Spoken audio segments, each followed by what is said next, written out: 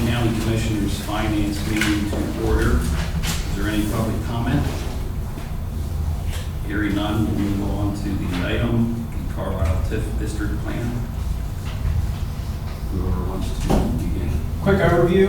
We've been working on this project for a while. The planning department worked with the borough to establish the urban redevelopment plan that everybody's familiar with, looking at the former tire wheel and former IAC sites.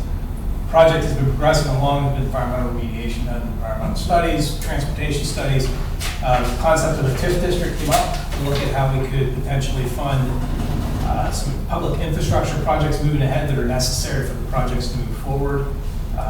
Worked with a committee that included the borough, the school district, and the county. I sat on that committee along with Ben Loudermilk and Kate Molinaro from Housing Redevelopment Authority. Worked through a long process led by PFM. I believe they did a fine job of putting everything together. They have the report now. I think he presented to the school district recently, and they're here to present to the board today. So, Scott, you can take it from here. Sure, John, you go take a couple words first. As you'll see in the report, I think we've talked about this several times. The TIF plan is going through the Cumberland County Industrial Development Authority, and we've engaged John Cox from Rose and Simon as our solicitor for this transaction, as well as others. So with that, I'll pass it to you. And we have this presentation. We're just kind of going to go back and forth and more or less get into the meat of it here shortly. But maybe I will. We want to kind of go over the overall project. Sure. My name is Tom Rich here. I work for Carlisle Events. I'm a project manager for the project. And this is a photograph up on the board now of what it looked like when it was still there. Obviously, all the buildings are gone. It's been ruralized. To bring you up to speed with where we are on the project, we've been working hand in hand with the borough. Our partner is really in a classic public-private sector partnership. And we have just about gotten to the point where a master subdivision plan will be filed, covering all 46 acres. In configuration not unlike that which you see on the screen now. We hope to file that as early as August 5th for the August Planning Commission meeting with the borough. So that's some real progress on our part. And on the borough's part, we're doing sort of communal stormwater, if you will, and a lot of transportation improvements, as you can imagine, with this big of a project. By communal stormwater, I mean our stormwater, as well as trying to solve some of the stormwater issues in that part of the borough. So we're moving along on the engineering and the design front. We do have some end users that we put under contract for the project. Specifically, site number 2 on the screen is under contract for a room Hilton Product Hotel. We'd like to start sometime next year, and open in early 18. And we're also nearing a contract on tracks 4, 7, 5, and 6. So that effort is working very, very well. It's in the third effort of the 3, 1 being engineering approvals and permits, 2 being end users, the third being financing. That brings us to the TIF district, and a method by which the borough and the county and the school district can come together, raise money for primarily off-site and infrastructure improvements, sewer, streets, stormwater, and intersection improvements called for by the traffic impact study that was completed by the borough. So that's pretty much where we are. We're pursuing all 3 of those in parallel, and that's kind of where we are with all 3 of those. Okay, Tom. Just real briefly on page 7, just kind of get into the numbers a little bit. The left side of page 7 just kind of puts in the estimated assessed value numbers on very preliminary basis, draft basis.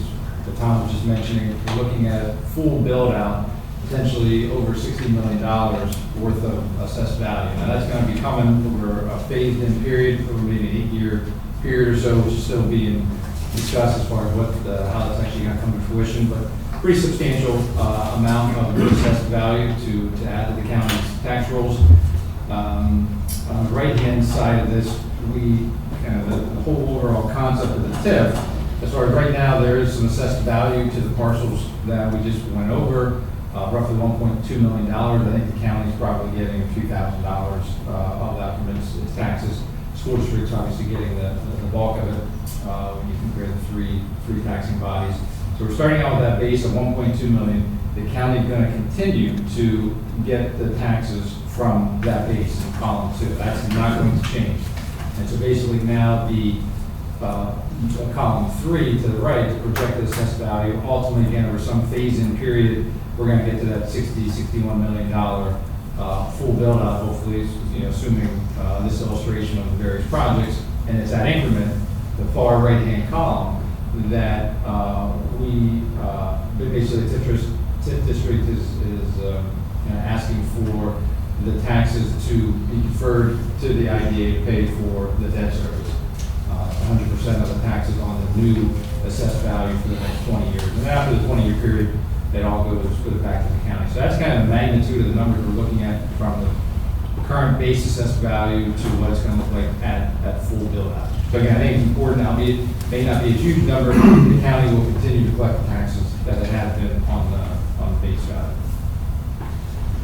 Here in the middle of this slide focuses on the county. So basically with that phase in of the construction, we also expect that incremental assessed value will generate, you see in column 6, starting in the year 2018, about $20,000 of increment, then for a couple of years around $43,000, and ultimately gets up to just a little under $140,000.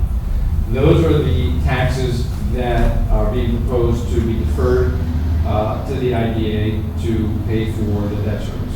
So basically 100% of the taxes that are the real estate taxes that are going to be generated from this build out over the time will be pledged to the bonds. Again, and after the 20-year period, that's when the TIF district will basically dissolve, and then the monies will flow back. With the money that you see in column 6 will flow back to the county. And you can also get an illustration of what it looks like for the district, school district on the left-hand side. And as mentioned, they approved their opt-in resolution, I guess last week, last Thursday, they approved theirs at 100% participation. And then we have, you see the borough's numbers on the right-hand side. That meeting will be here in the near term as well. We don't necessarily need to get into that TIF structure. Page 10, again, just for a high level, what we're looking to do here is, from a financing standpoint, when the timing is right, and Tom hit on it briefly, and we have some other information in here, we're hoping to do the financing over, there's going to be kind of multiple tranches over a multi-year period of time. Basically, kind of unlike when the county issues its debt and backing with its general obligation taxing power, this is completely different. This is not entertaining the county's taxing power. This is all going to be basically pledge revenues from the new incremental assessed value. We are hoping to have the first financing either late this year or early next year, and then once the developers get more tenants signed up, kind of get a more critical mass of new assessed value, then we'll do another financing. And that may occur, again, right now we're projecting maybe 3 financings over possibly a 6 to 8 year period of time. More than likely these are going to be bank loan financing as opposed to a bond issue. We are anticipating having some good discussion with a lot of local and regional banks here over the next several months to get their interest. I think we're going to see some very interested banks want to participate and partner in this.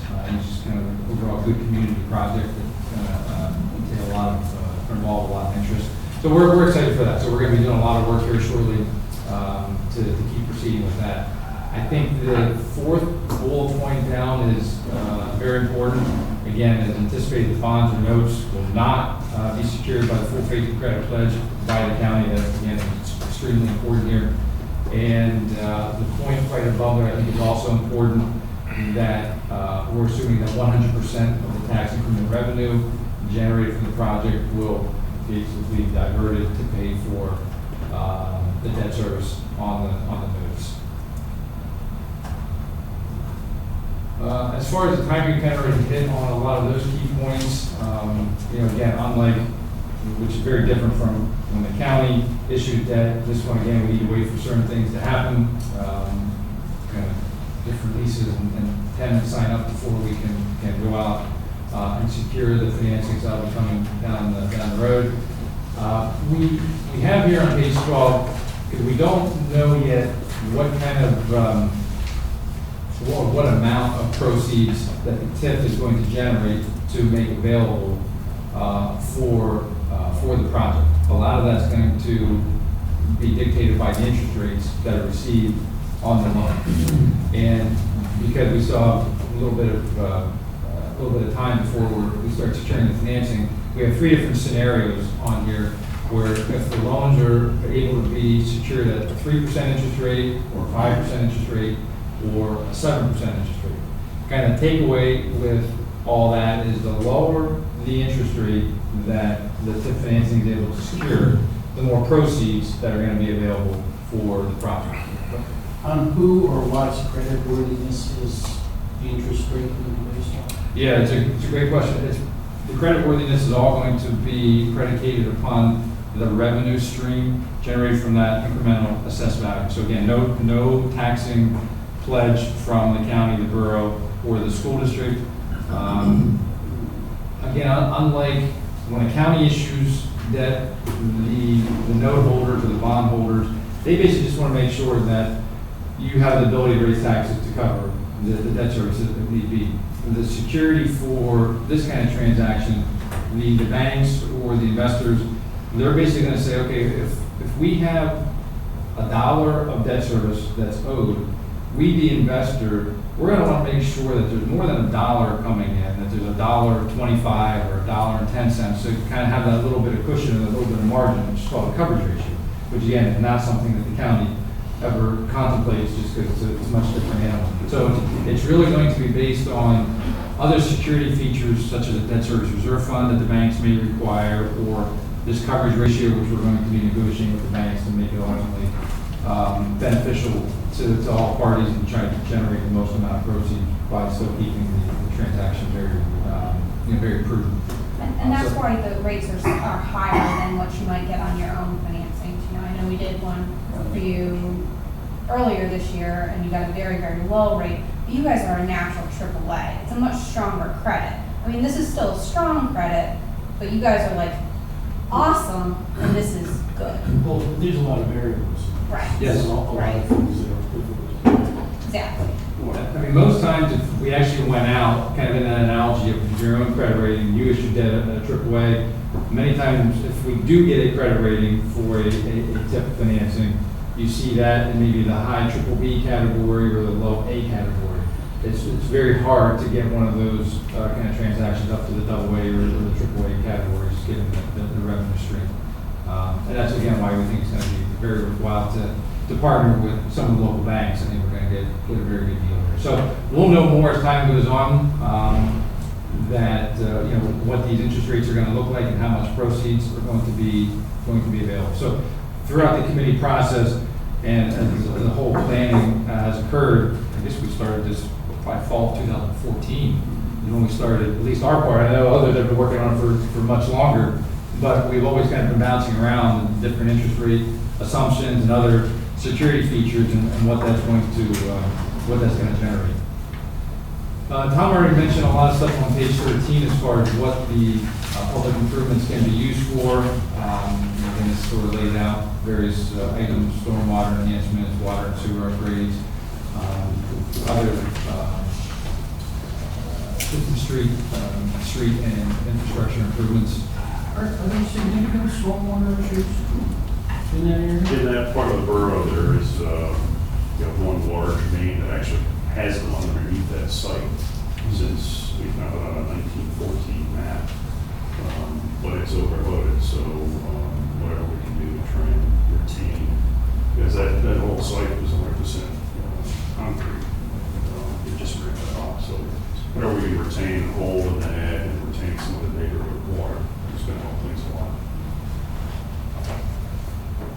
On page 14, now all these, basically everything that we're going through on this PowerPoint, it's all embedded in the actual TIF plan itself that was produced. And this TIF plan itself is almost a 30-page document that has a lot more verbiage included in it, basically all these same exhibits. So if you do ever have some free time and want to read the TIF plan, that should be available to you as well. So these are all excerpts from it. But on page 14, this is one of the tables that is included in the TIF plan that you basically see that we start outlining the various public improvements that are kind of in the scope for what these proceeds may go for. So we have our total public improvements of about 15.3 million, you see in the second column. The improvements necessary for project completion, about 12.3 million of that, and then there's some other public improvements for about $3 million. So those are sort of the ones that are on the forefront of what is being targeted with the TIF proceeds. And then that kind of, this page 15, takes into account the various projects that we just looked at on the prior page, and what does that mean from kind of an available, are we able to do those projects? And it depends on the interest rates that are received. So here we just try to kind of lay this out for you. So if we just focus on the right-hand side, the column says improvements necessary for project completion.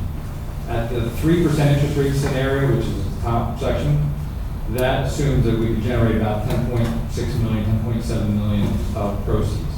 There's already about $1.8 million of grants in hand with the borough, which basically allows for those to be fully funded at the 3% interest rate. At a 5% interest rate, you see there's about 6.9 million that's generated, and with the grants already in hand, with the borough about 1.8, that leaves a funding gap that the team is looking at as alternative ways to manage that, and then at the 7% scenario as well. So again, this has all been part of the planning, and we will soon know here in a few months a little bit more definition around the interest rates that we're able to secure for at least the first portion of. And here we just kind of get into more very similar to what we just talked about, source and uses based on different interest rate assumptions. So I don't think we necessarily need to get into that too much more detail. So with that, I don't know if you have any other questions relating to any of the legal aspects of a TIF or the overall project itself or the numbers. But again, I think the legal document ultimately to solidify this would be asking for 100% participation in this regarding the new incremental revenues. I don't know if you have anything to add to any of this. I can speak briefly to the process and the timeline for the remaining steps of actually enacting and creating the TIF. If you'd like me to briefly. Okay, so as Kurt said, the committee, the TIF planning committee has been meeting over the last year or so on a more or less monthly basis, and in close partnership with the borough, in particular, as they work through the engineering design and working with Carlisle Events and PennDOT DEP to nail down some of the costs. That's what kind of took a lot of the time. We finalized the TIF plan, presented it to the Industrial Development Authority Board, which approved it. Then we asked the school district to consider it first, their opt-in resolution. They don't actually, and you don't actually formally approve the TIF plan. The resolution that you'll be considering on August 1st, your next regular commissioners meeting, simply is an opt-in or opt-out. So if you approve it, you're agreeing to opt in to pledge 100% of the county's tax revenue on the incremental taxes.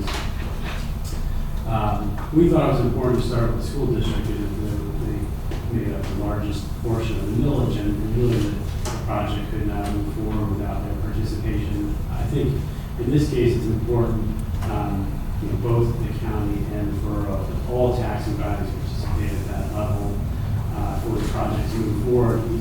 As Scott indicated, even the rosiest, most optimistic scenario, we're just covering the cost of the public infrastructure necessary to move the project forward. The next step, assuming approval by the county, would be to advertise and hold a public hearing. It requires 30 days advance notice. That hearing is actually held by the borough to seek input, obviously, from the public on the project. And then the final step is for the borough council to consider and enact an ordinance that formally approves the TIF plan and establishes the geographic boundaries of the district. At that point, that has to be at least 3 weeks after the public hearing. So that's kind of the final step for the creation of the district itself. We would then go back to the IDA, working with PFM to request proposals for bank for the first piece of the financing. And as we indicated, the additional pieces will be, from a timing perspective, will be dependent on the sequence of events in terms of contracts on the property itself. The banks will be looking at this and underwriting this with credit perspective, much like they do in construction loan. There's construction risk. If the project is completed, then it will produce X revenues. But the risk that the lender is taking is that the project will score. So they're going to scrutinize those development agreements and the status of those development agreements very carefully. And so that's why we're sequencing this as Scott. I think just one other point of clarity, all the numbers that we were reviewing here and sort of the security for the loan, again, we're only talking about the real estate taxes. I think what we did not mention, I think it's worth mentioning because that's one of the beauties of the public-private partnerships and working towards these economic development projects is there's going to be other taxes generated from this development. That's going to benefit the school district and the borough and the county as well, and all that will continue to flow to those taxing bodies. So Just a point of clarification, we don't get at the county level any kind of earned income or taxes the borough and the school district do. Right. So, I guess here would probably just be the hotel tax. hotel tax, I guess, that. Yeah. that- So there'd be some, most of it does inure to the school district and the borough, but I guess the hotel tax would be something here. That would be primarily, I think, the only one other than, yeah, well, and it goes to our tourist promotion agency, funding to promote tourism. But we don't, other than the real estate tax in terms of Right. funding Cumberland County government, that's pretty much our primary funding source, which is different from the school district.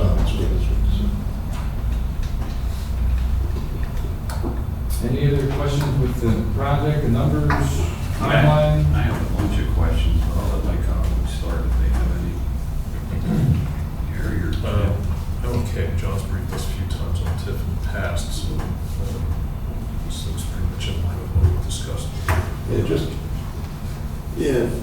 Gary doesn't have any questions, I just have a couple items for clarification. At some point, I would assume before we act on this that our solicitor should have an opportunity to review the TIF agreement.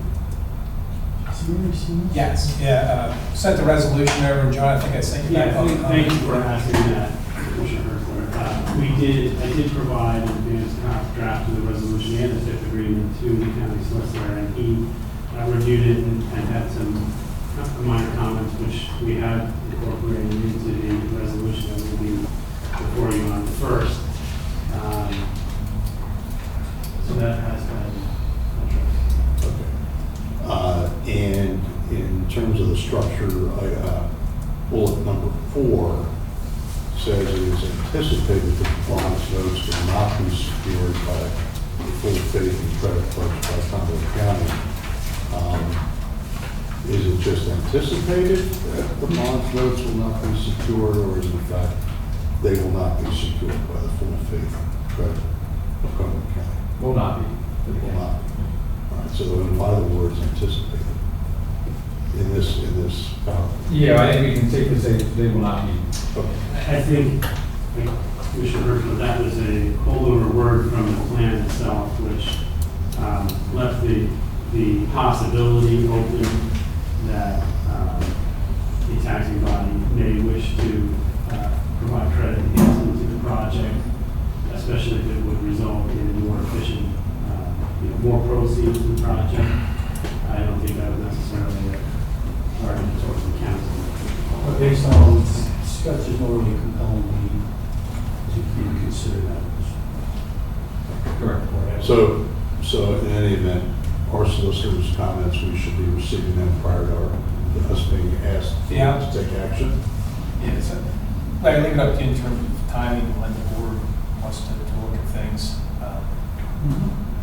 Would you say that Keith, Mr. Brennan's comments are already incorporated? Into the draft resolution and typically, Okay. Yeah, the final documents we sent out for the board review involved Keith's comments. Right, so there's nothing additional coming from Keith. We'll verify that. It depends on how much time you guys need to review it. And essentially what I understand then is that we would be pledging whatever the increased revenues as a result of this development for the next 20 years to pay the bond debt for essentially the public improvements. My question has to do, and I guess this is the question the banks will be asking, is we have here, this chart that shows us the projected, assessed value on page 7, and it talks in terms of, you're saying, well, first of all, we're going to continue to receive revenue from the existing value, which is 1.2 million. So that county will continue to receive that funding that we're receiving. But you're projecting then from the projected assessed value that the incremental assessed value, in other words, which is going to help to pay off the bond debt, that the taxes would be derived from an assessment of 10 million in 2018, 20 million in 2019, and then it moves up to 40 million in 2022, and 61.8 in 2025. That's all based on the scenario that the project is completely built out, and in fact, that is the assessed value. So at this point, that's just an estimate. That's just an estimate, yeah. So the banks will make a determination on whether or not this will go forward based on what they see as the progress of the project. Right? So explain to me, how do they do this? Because the public improvements are going to go in before any of the development actually occurs, right? Mm-hmm. Yeah, and that's a great question. So that's where. How does this work in terms of, essentially, we're not getting the money is going to be, we're going to pay the bonds, the additional revenue. Right. But how does this work in terms of exactly what are the numbers that are going to be available to retire the debt, I guess? Yeah, so if we maybe, let's maybe first down page 7. So when we start talking to the banks, we're going to show them a handout, probably similar to this, give them a lot of background on the project and this estimated timeline, estimated assessed value. So as we said, we're not going to be able to do one financing right up front for the whole TIF proceeds. We're to generate the full amount of TIF proceeds, whether that's 8 million or 10 million or 12 million, whatever it is. We need to do that at specific times over the duration as we start getting, as the developers start getting folks ready to enter into leases and move into their buildings. So at that point in time, that's where, you say this first in column 3 on the right-hand side at 10 million. So right now, Tom and his crew are working on signing a bunch of folks up to basically get $10 million in this scenario of assessed value, more or less under contract.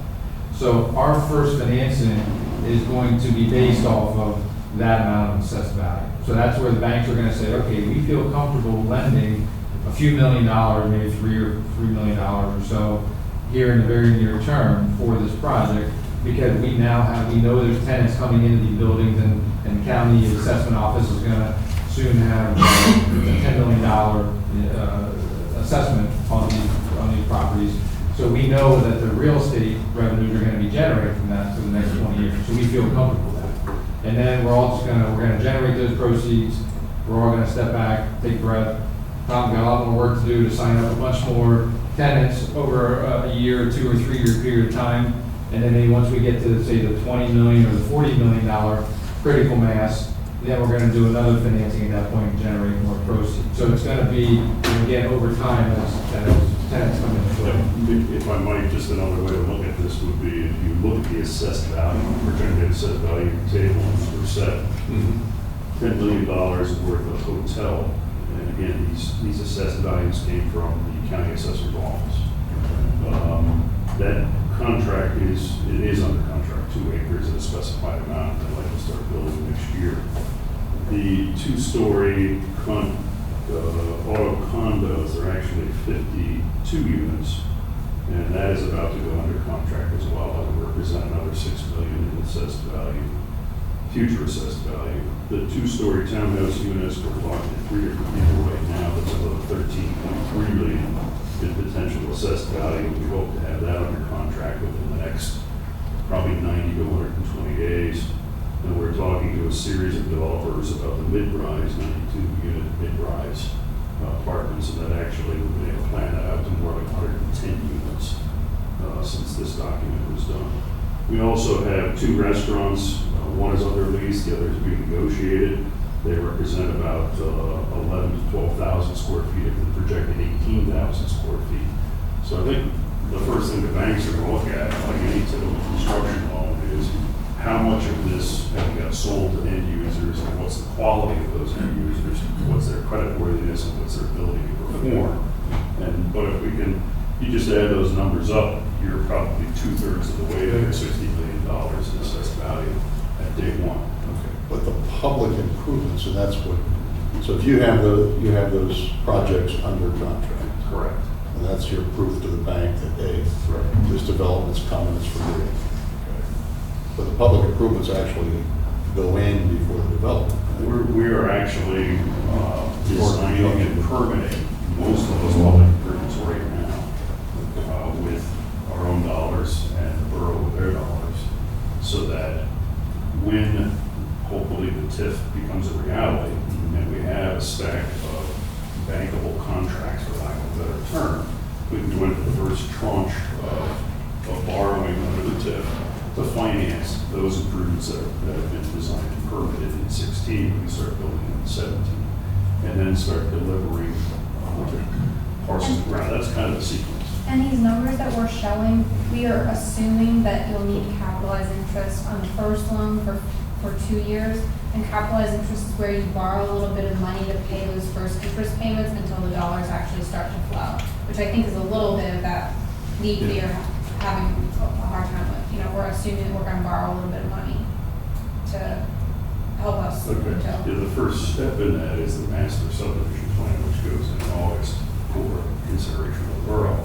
So we actually have legally titled parcels. But in terms of, the revenue that, the county would be forfeiting, if you will, to pay for these improvements will actually be based on the true assessed value Yes. as this development moves forward. Right. That's right. This is So just right now. these are projections. That's right. Yeah, the county is really only agreeing to pledge if and only if those incremental revenues come in. So they have no obligation, the numbers in the presentation around on page 12. We did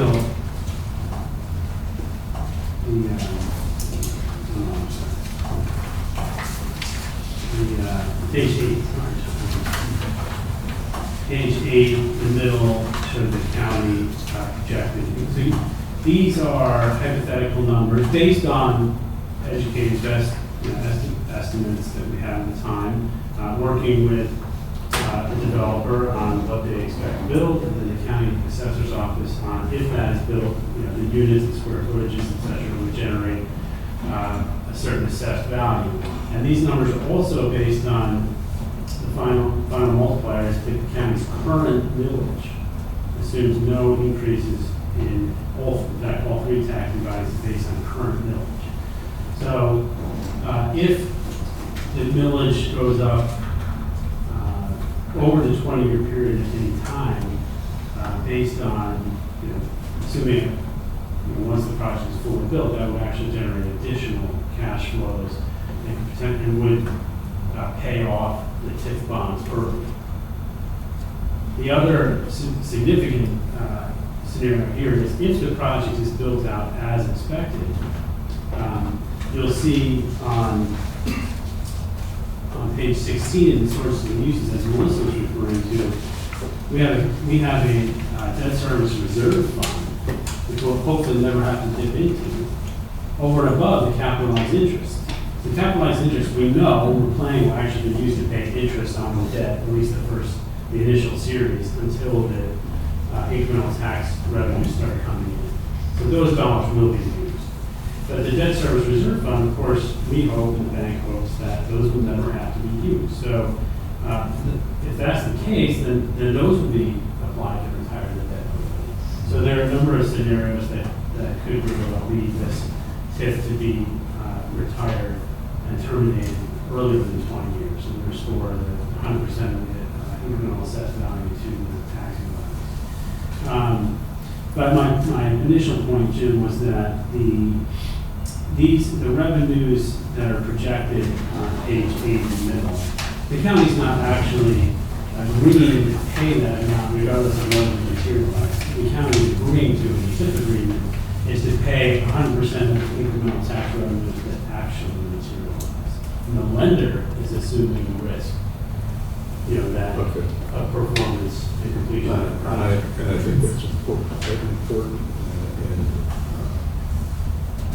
And I think it was interesting what you said too about if there was an increase in taxes.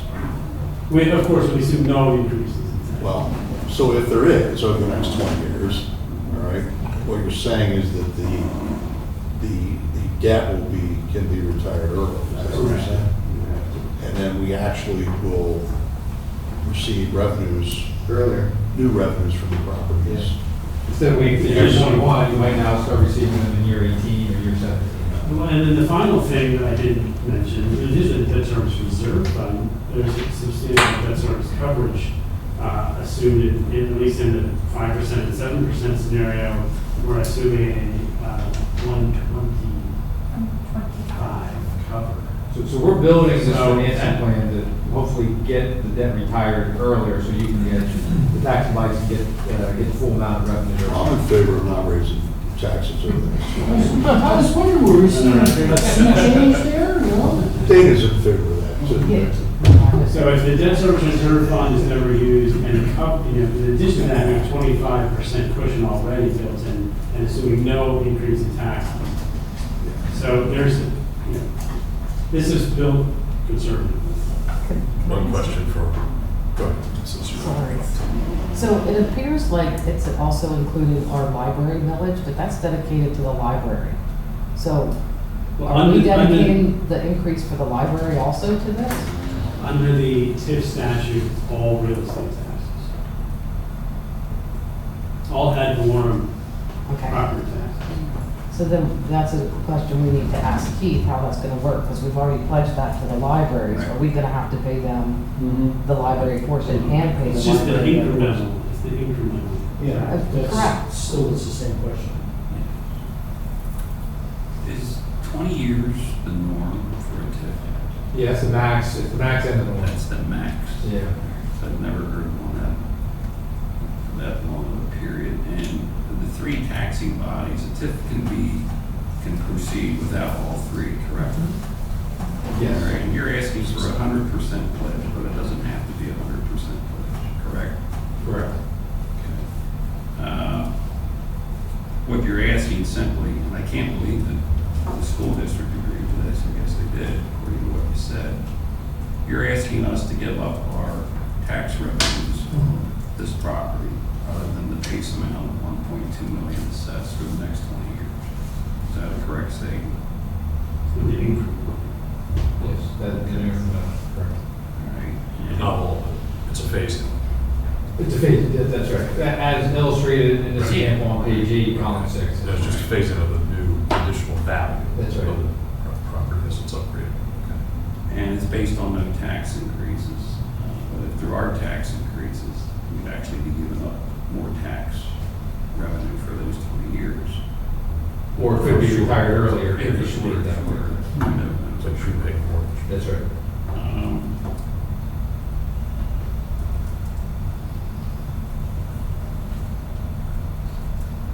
What financial exposure does the county have here? Not including our loss of revenue for the next 20 years. What else are we looking at? Worst case scenario. There's no recourse at all to the county with this financing.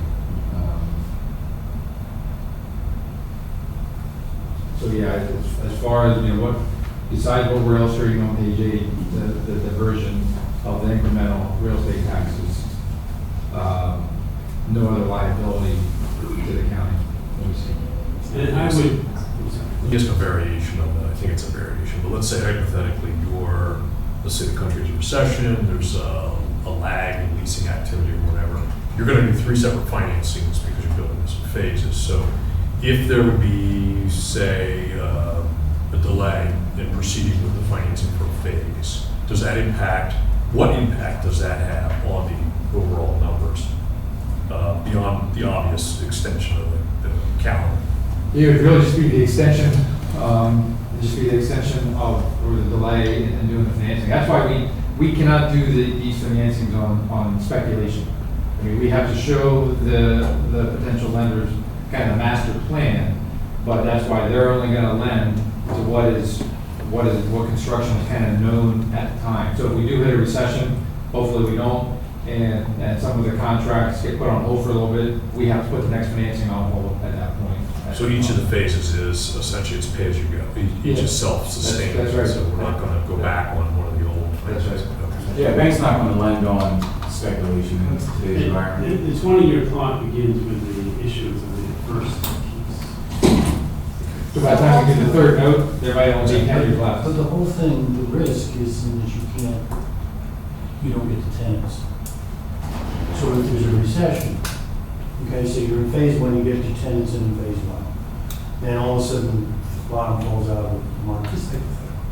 And you can't get tenants in for phase 2, that can push things back. You may not ever hit your numbers, but at the end of the 20 years, we get whatever the assessed and the assessed value is.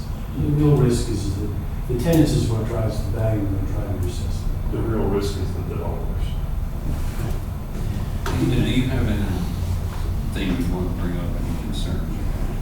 I'm probably just mostly concerned about the library tax, because if we have to pay 100% to them, we will be paying, I'm sure, the library tax to the libraries also. So it could cost us more money, because that's a millage rate dedicated to libraries. So either they would need to enter into an agreement also, or we have to do it less, or we need to talk to Keith. Have you run into that anywhere else with Yeah, a I separate? mean, it's not all of the county's entire tax base, it's just this one piece of property. So all of the real estate taxes on this one piece, the incremental real estate taxes on this one piece. So on that And that incremental, we'll have to pay the You library. would have no also. obligation, I mean, I'm representing the Industrial Development Authority, I'm happy to have this conversation with your solicitor. The way the TIF statute reads is all the incremental real estate taxes are available to be pledged. So, But we could choose to do 95% at 5% of the belongs. yeah, I mean, if the county would like to, I'm certainly, I think we're talking about a relatively small amount of money, but I think we could carve that. I mean, I think if that's a showstopper, I mean, we could certainly talk about possibly carving that out as an amendment, or as when we complete the TIF agreement, so we can continue that discussion. I think one of the comment the observation I would have, the TIF Act has a but-for requirement. So, but for this TIF financing, this project won't move forward. So, I know that you talked about what is the risk, what is the financial exposure to the taxing bodies, to the county. And we said there's really none, other than that you're pledging the incremental taxes. You can also look at it from the opposite perspective, which is if this project if this TIF isn't approved, this property may sit vacant for another, how many years? 7, it's been vacant for many years and may never be fully utilized. And so you are agreeing to a finite amount of time that you are deferring or pledging these incremental taxes, but eventually you'll have $60 million of new tax base, and you're moving on that now. So, Refresh my memory, how much of the roughly 2.3 mils, I guess, how much is the library tax portion? Well, currently, I think it's like 0.103, but if we would ever increase the library's millage at a different rate than the county's rate, that percentage could change. So we're talking about It's a small- 5% of the county's, Correct. approximately 5% of the county's millage. So right now, if you're getting about $3,000 off of that, the base value right now is probably somewhere in that ballpark. The library portion of that's, what, $150 somewhere? It's a small Somewhere in amount, that ballpark. but of that, what we're gonna pledge in the future, that number will actually deplete our tax base somewhat if we have to also pay the library. And we need to talk to Keith about that, because it may or may not happen if we pledge it may pledge their portion also. But if we also have to pay the library. That's a good question. I think that the TIF law and our library authorization needs to be looked at, because it could be that maybe we don't have to fund the library Correct. this shortfall. We'll look at. Yeah, I can follow up with Keith. So, I'm sorry. Is there more Yeah, questions? I'm just concerned about the 20-year time period. I mean, I see the risk reward here, but that's a concern I have, I really do. I really have that concern.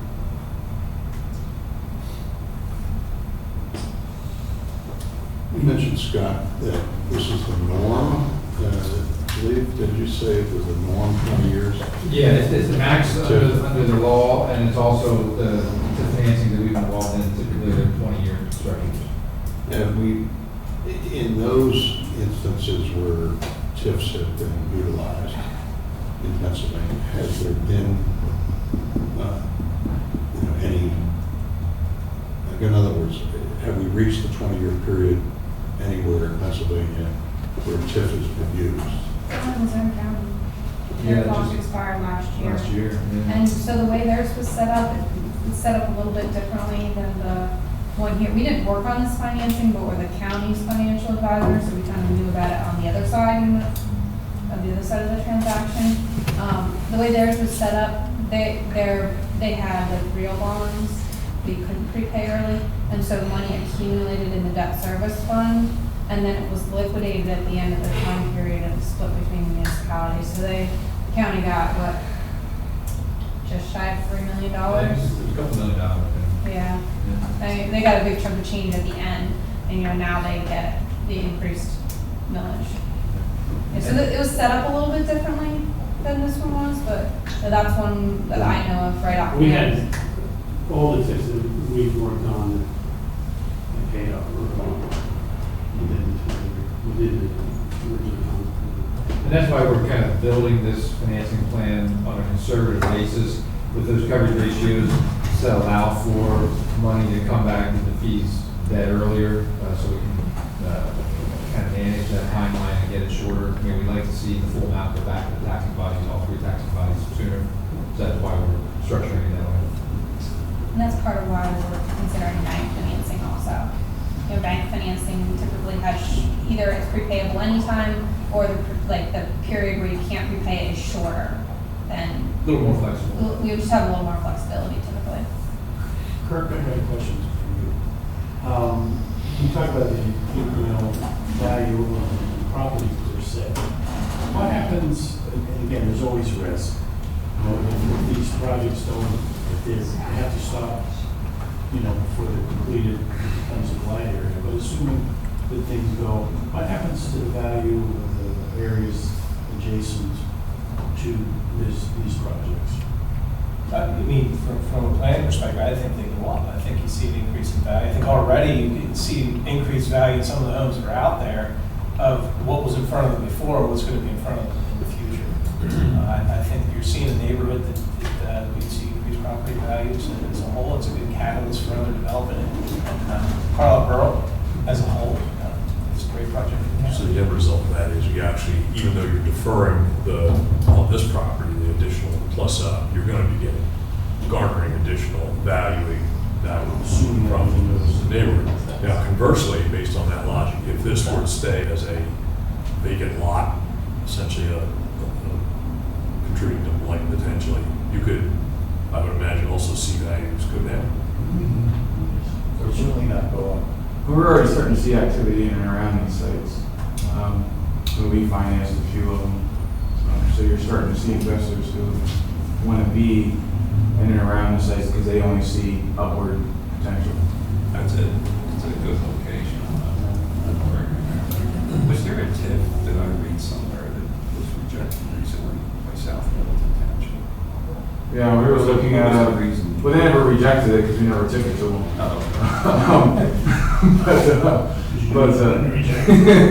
We took it to the school district first, and they were on board.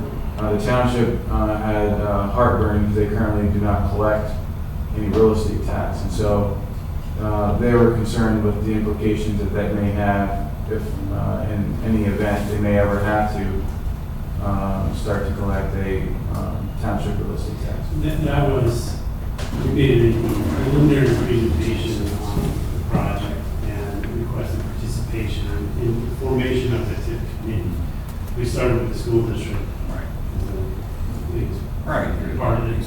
And then promptly after that, the township announced publicly that they were not interested in participating in discussions. I don't understand their viewpoint on that, John. Is there something I'm missing there because they're sacrificing nothing? We haven't had an opportunity to kind of follow the conversation Okay. about all their rationale. Yeah, we haven't been given a clear rationale on that, and so we've parked that for now. I mean, This if is they- all if they happened were- over the last month or so. Okay, if they were compelled, just so I'm clear, if they were compelled to initiate a property tax to meet future, out-year obligations, wouldn't they just adjust their millage from the outset to compensate for that site? And I can't imagine it would be a huge adjustment. But to the chairman's point, I think, TIF's been around since 1990. An initiative was used in Philadelphia and Pittsburgh primarily. But within the last 10 years, we've seen it being used a lot more in central Pennsylvania. So Dauphin County, Lancaster County, Lebanon County, Center County, all have entertained or have TIFs. Hershey is working on the TIF. Now, York County worked on a very large tax financing there a couple years ago.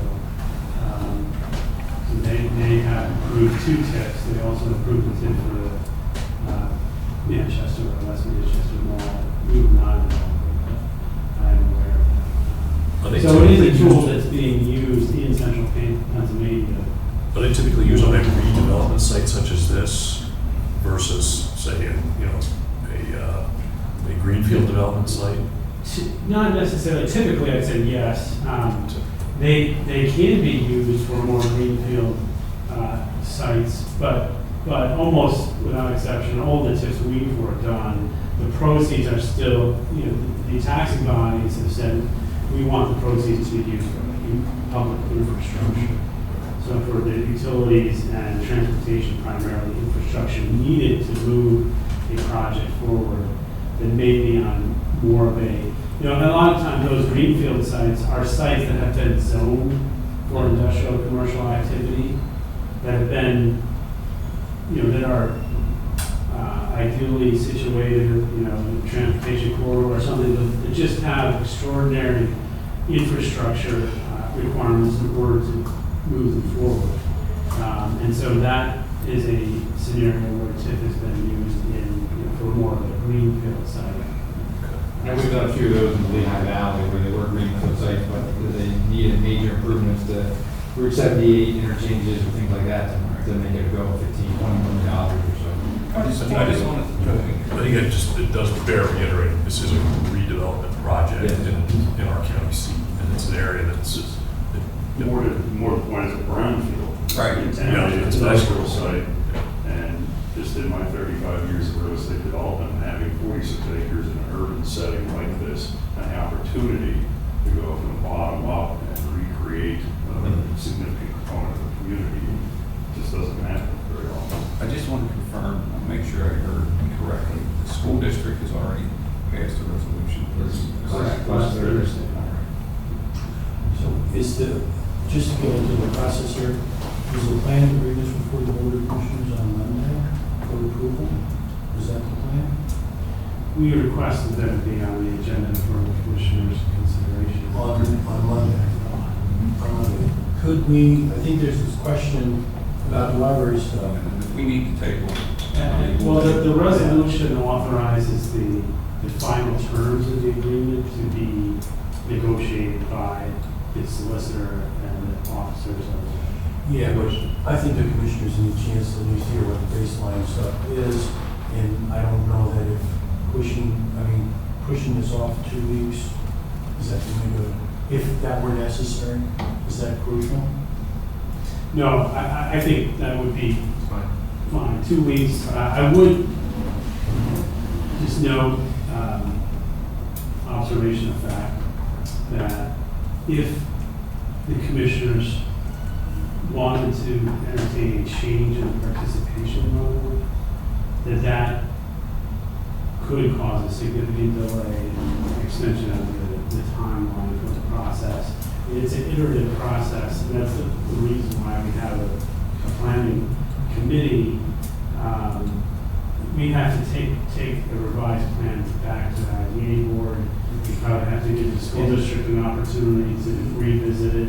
But you all need to also understand and appreciate, as I'm sure you do, that we also are juggling multiple balls here, particularly when it comes to the library and the way this is set up. So it gets, it's complicated it's complicated on our side. And I think that, what you want to do is go forward. You want everybody to be and aware of whatever's involved. And I don't know that nobody's intention here is to drag feet and make it complicated and take longer than it has to. I think there's some due diligence that we need to do. I think that, the library issues question. I don't know based on the size of that's a huge issue. That's just my opinion. But I think it's something we want to clarify. And understand. The other question I have to ask is, and I'll ask Tom, you've been in negotiations with the hotel, you've been in negotiations with other potential buyers. Are those projects contingent upon the public improvements / the TIF?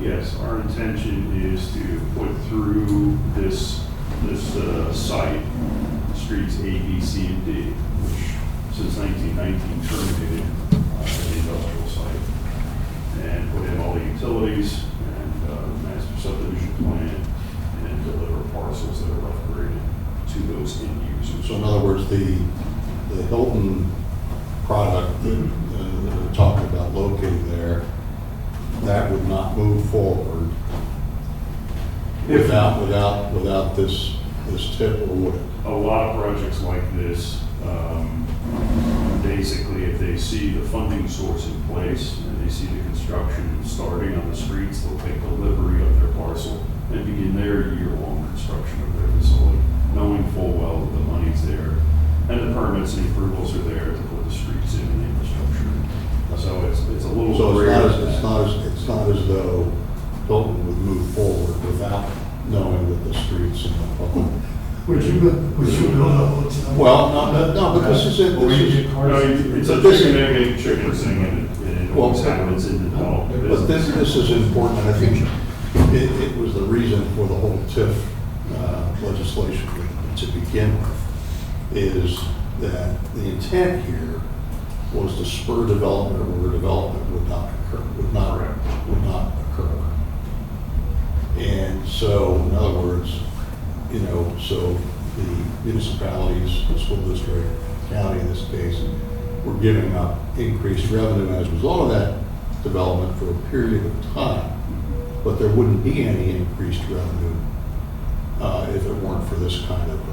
That's correct. And we, given the cost of the infrastructure that has to go in, the stormwater facilities, the NPDES permits and streets, roads, and everything else, if there is no TIF, this will take a lot longer, many more years. Or not at all. I'm a born optimist. That's what I've been in this business for 35 years. How long have these two properties sat there so far? Since 2011, I think was the last manufacturing done there. So, I mean, I think it's just a terrific opportunity to create a model project in public-private sector partnership. And that's why we're very excited about it. That's why Carl Evans bought it. But without it, something like a TIF or the TIF, other sources will have to be found, and then that takes time. Streets are expensive. Especially the ones with utilities. Yes. Okay, so we need to clarify the library tax issue, if we can do that in time. We'll put it on 8/1, if not, it'll go on 2 weeks later, you guys, that's not an obstacle in your, That's fine. whatever you're comfortable with. I appreciate it. There aren't any other obligations we have that could possibly impinge on that in a similar manner. I don't think so, that's probably the only current one that we have. One quick question, and I know this does not directly apply here, but in a case, you said that if they were going to change the terms of it, it would involve a fundamental reviewing of this. But if, in a case such as this, hypothetically, then a larger parcel involved, more dollars, would you be able to adjust the percentages if it didn't have a material impact on your final financing? You know what I'm It's saying? not the opt-in percentage. Now, the fact that, I mean, if in my view, Gary, if the county were to decide that we need to carve out the real estate taxes, that's, it's roughly 5% of the revenues that we have projected. I don't think that's material. I don't think we have to take that back through the planning process and, plan reapproved by the IDAs. We're going to make the school district aware of it. But the school district's resolution provided that finalization of the TIF agreement can be done by the officers and solicitors. So I think we have that flexibility. I think the county saying we want to go from 100% to 70% or something on participation would be material, or to change the overall participation level, that we would have to, in fairness to all parties, probably do a little bit of a reboot. Just case in point, I believe, unless you can correct me if I'm wrong, the millage rates that were assumed here, this plan was finalized before the school district adopted this budget and raised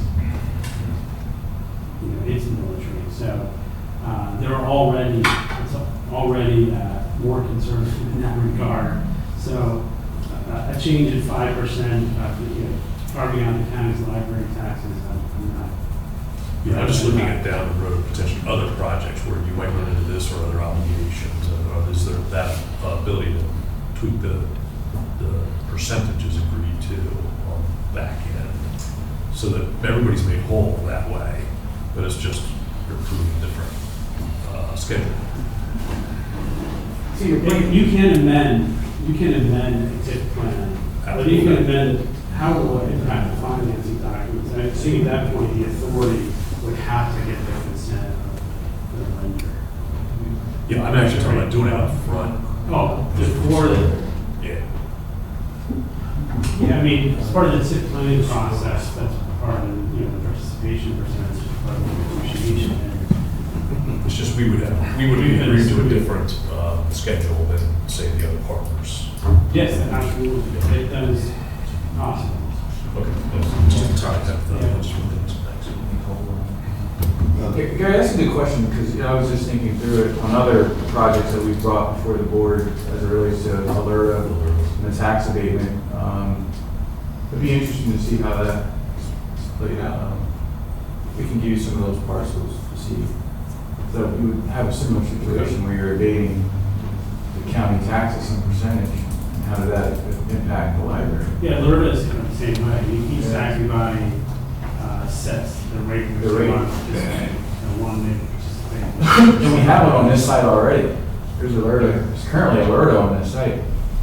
Yeah, and under the resolutions, it's being repealed with respect to this property. Carved out, and so it'd be interesting to see. The LERTA would go away. The Alerta would go away. Within the boundaries of the city. My understanding of alerts versus TIFs, we as a county would more favor TIF. Most taxing bodies will. The money is going to public infrastructure versus where it's going to the end user, to the developer. I do have one additional question, and that is, the issue with, and I've already said, of course, I probably won't be here for 20 years, but I don't have any intention. You're still a new guy. I don't have Doesn't mean. But you won't be in 20 years. I don't have any intention of raising taxes over the next 20 years, obviously. Again, however, Got that? should some of the future boards of county commissioners here need to raise taxes, somebody might ask the question, well, are we raising taxes partially because we gave away this revenue for this project, here in Cumberland Borough? So I think the issue relative to the retirement of the debt early is something that I'm interested in knowing how that works, and if we could get an explanation, because that point is, I think, important. If there would be all of a sudden a situation where Cumberland County or the school district or the borough, raise taxes, right? And this property is being forgiven its tax obligation, based on that increase, then there has to be something on the other side to show that, we're retiring this debt early so that essentially it will be back on the tax rolls and we will be actually receiving the taxes sooner. It's never off the tax rolls. No, You're just phasing in the increased value. There will be probably a trusted manager. There will be a trustee that will keep track of all of the numbers, and My point on and the that, authority can report regularly back to the Well- county on. for me to justify to our constituents, okay, I need to be able to say that